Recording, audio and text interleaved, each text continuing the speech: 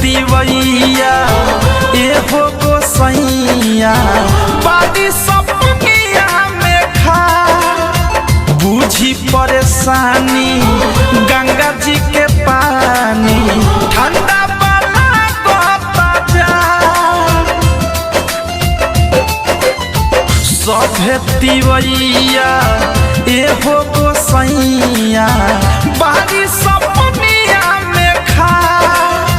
बुझी परेशानी गंगा जी के पानी ठंडा वाला कहता जा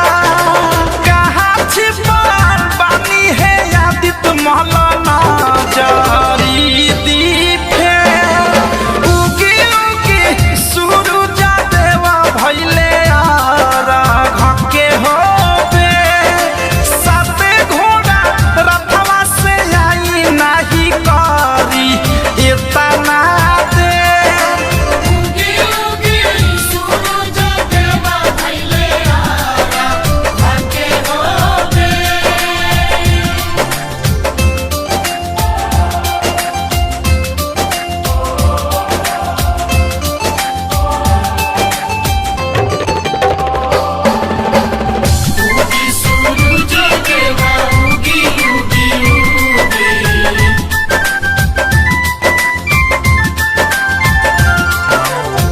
लाली देखाई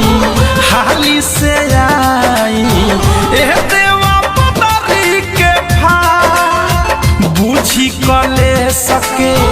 प्रेमी अवधे सके ले लिया रधिया हमार लाली देखाई हाली से आई ए देवा बुझी कले सके प्रेमी अवधे सके ले